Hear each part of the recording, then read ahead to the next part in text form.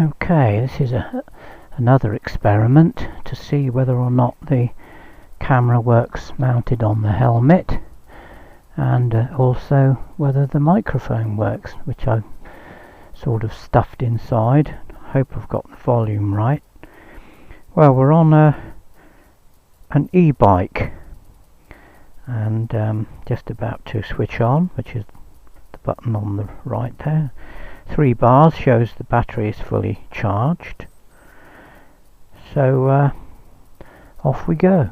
Just throttle control, and away we go. As you can see, acceleration is good, and we're up to 18 miles an hour, and I have to slow up a bit. Cross the ditch, go into the wood. There we go.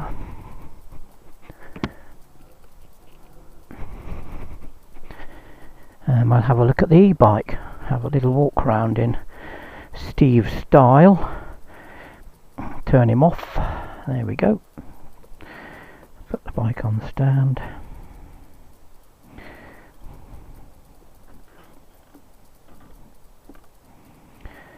Okay, so we'll have a little wander around the bike. Well, it's a standard steel mountain bike, and the electric motor is in the rear wheel, as you can see behind the disc brake. You do need really a bike with disc brakes, because this thing will cruise at sort of 30ish, and you need decent brakes to obviously be safe. So anyway, behind the disc brake there is the motor, and that little bar is to stop torque reaction, because with 2 horsepower on 2 nuts, that's quite a bit of torque, so that stops the spindle wanting to move. So not every bike has those, but it's a good thing. I've added a few little extras just to make it more usable, really. Just the mud guards, added mud guards, and the saddle. I've put an old-fashioned type saddle with rear springs on, because it can be bumpy. There's no suspension on the back, and if you sit well back, they work very well. It makes it really quite good. Front suspension is just, as you can see, standard telescopic, and they work well.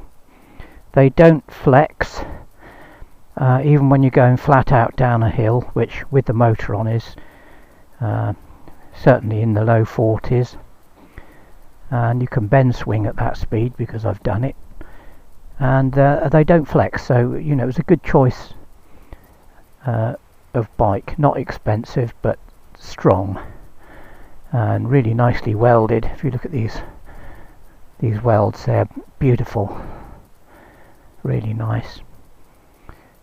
And the battery case was made especially for this bike. The lithium ion batteries lie down there. They're cylindrical little batteries, about 2 or 3 inches long, or width of that, and you just connect them together to get your volts and all the rest of it. The more volts, the more power. If you put them in parallel, you get a bigger range. If you put them in series, you get more volts.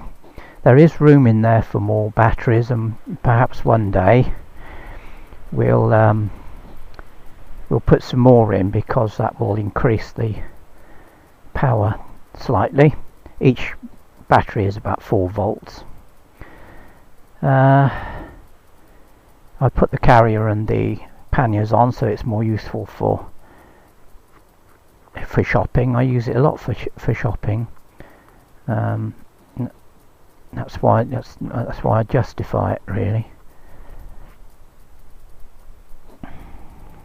And also it covers up the motor, so people don't know you've got a motor, which is quite handy.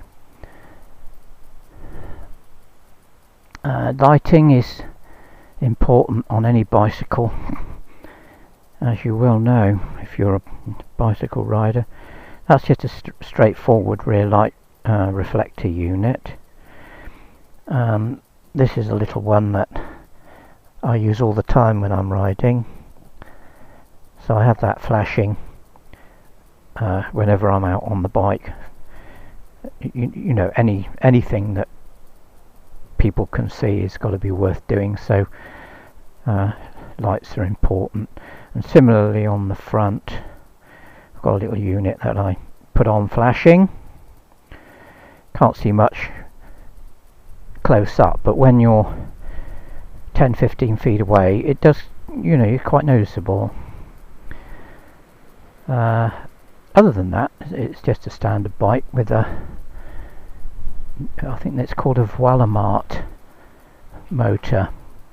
It's 1500 watts, which equates to 2 horsepower, because there's 746 watts in a horsepower, and that's more than the average moped. I've got a moped that's in need of attention, which hopefully I'll be riding and maybe doing a video on. That's only got 1.4 horsepower and it's good for 25, and this one will do 30 easily. 35 is, you know, pushing it a bit on the flat. The best speed I've had on the flat, and there's a little speedometer here with a clock, is 36.1. I think the speedo is quite accurate. I tried to make when I was adjusting it, I tried to make it as accurate as I could. As I said before, on-off switch, and that's your lot. Just a throttle, simple as that. Let's say batteries down there, BMS here, that's the battery management system. You can use your phone actually to Wi-Fi link to the batteries, and it will tell you the voltage of each individual battery cell. I haven't got around to that, haven't needed to really. And there's the charge port. It takes about 4 hours to charge from lowish volts. Just have a quick look around. I don't think there's much else to say really.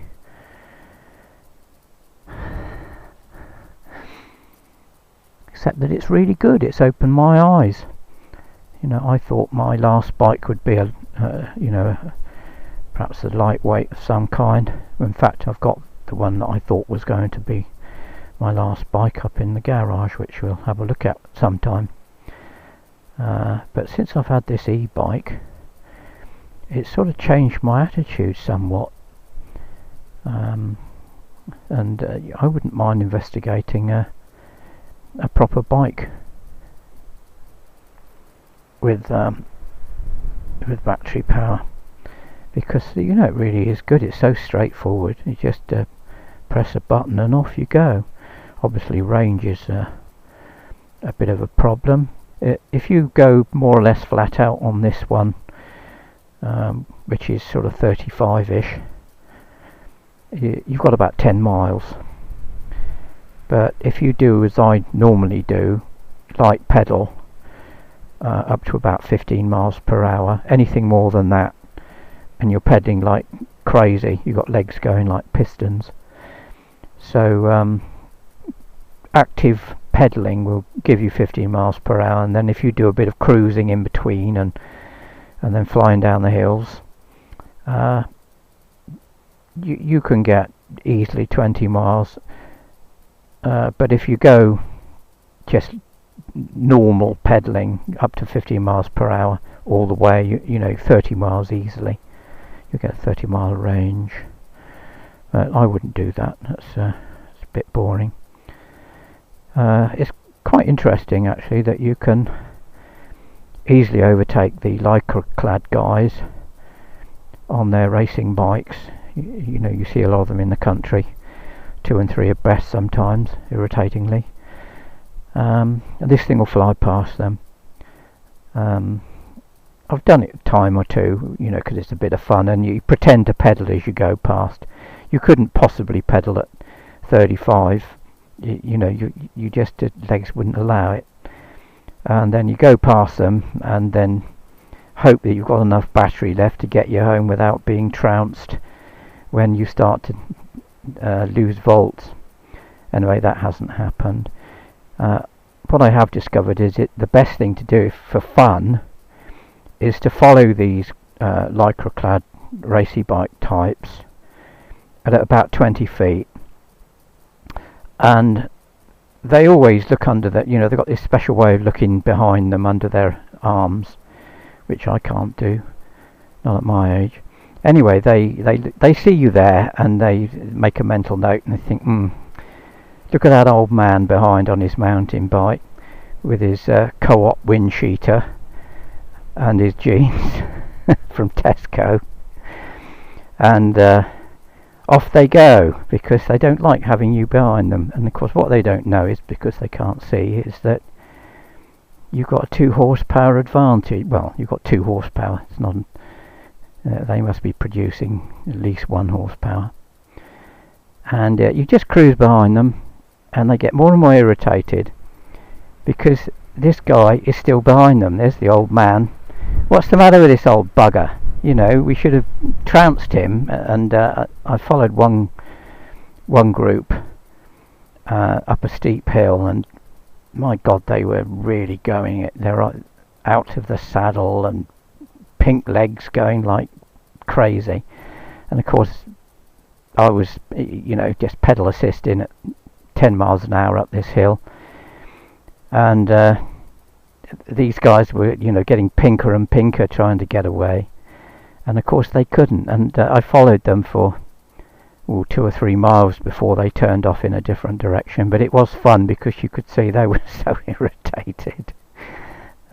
Shouldn't really laugh, but why not? Anyway, there it is. It's a great bit of kit. I really like it, and thanks to my chum for building it for me. He did a fantastic job, in my opinion. And as I say, perhaps in a while I'll try and persuade him to get more batteries in there, so we've got a few more volts. And that's all there is to say, really, except that it's, you know, a really good bit of kit, and I enjoy it. And it's been very good during the lockdown, because everybody's been out getting their exercise on bicycles, and I was doing the same. I had a 1 hour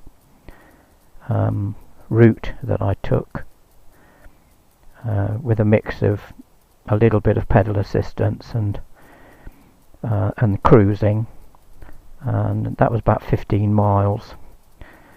So, you know, averaging 15 miles an hour, something like that, with the occasional whiz down the hills. And yeah, quite fun. I would recommend it to anybody, actually. An e-bike's a good deal. Right, let's put the stand up, and I hope the camera's working, and I hope the microphone isn't too loud. I've turned the volume down a little bit just to see. Cotswold Hills are off in the distance. The hill with the trees growing on it, which you can just see, is where the Cotswold Way runs. And, you know, it's similar to the Pennine Way. It runs for, you know, quite a long way, 100 miles or so. And from here it goes across the top of that hill and on down to Bath, where it ends. Bath is a fair way off. Okay, so just push the bike under the Granny Smith apple tree here. We've got some apples coming, and then we'll cycle off.